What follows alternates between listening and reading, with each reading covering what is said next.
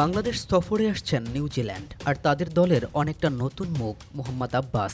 নামটা শুনলে যে কেউই অনুমান করবেন হয়তো এটা কোনো পাকিস্তানি কিংবা আফগানিস্তানি কারোর নাম হবে। ধারণাটা একেবারে ভুল নয়, তিনি একজন পাকিস্তানি বংশোদ্ভূত। তবে নিউজিল্যান্ড যেন সেবার কাঁটা দিয়ে কাঁটা তুলেছিলেন। আব্বাসের অভিষেক হয়েছিল জন্মভূমি পাকিস্তানের বিপক্ষেই। শুধু তাই নয়, ওডিআই ক্রিকেটে অভিষেক ম্যাচে দ্রুততম 50 করার রেকর্ডও গড়েন এই তরুণ। পাকিস্তানি বোলারদের রীতিমতো শাসন করে 200 স্ট্রাইক রেটে মাত্র 26 বলে করেছিলেন 52 রান। নান্দনিক ইনিংসটি সাজিয়েছিল 3টি 4 এবং 3টি ছক্কায়। তবে এবার যেন সেই কাঁটা দিয়ে কাঁটা তোলার পথ আরও একবার বেছে নিলেন নিউজিল্যান্ড। সাউথ এশিয়ান কন্ডিশন আর অস্ট্রেলিয়া মহাদেশের কন্ডিশন এক নয়, খুব একটা অভ্যস্ত নয় নিউজিল্যান্ড। তবে জন্মসূত্রে সাউথ এশিয়ান এবং মোহাম্মদ আব্বাসের বাবাও পাকিস্তানের সাবেক প্রথম সারির ক্রিকেটার। কন্ডিশনের সাথে বলা চলে কিছুটা হলেও পরিচিত আব্বাস, আর সেটারই সুযোগ নিতে চান টিম নিউজিল্যান্ড।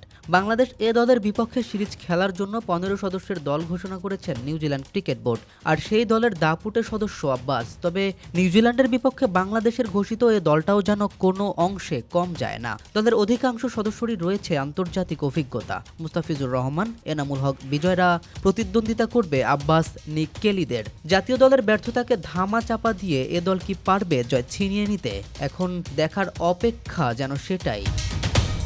ক্যামেরা ফিন, বিডি আর্কাইভ, ডেস্ক রিপোর্ট।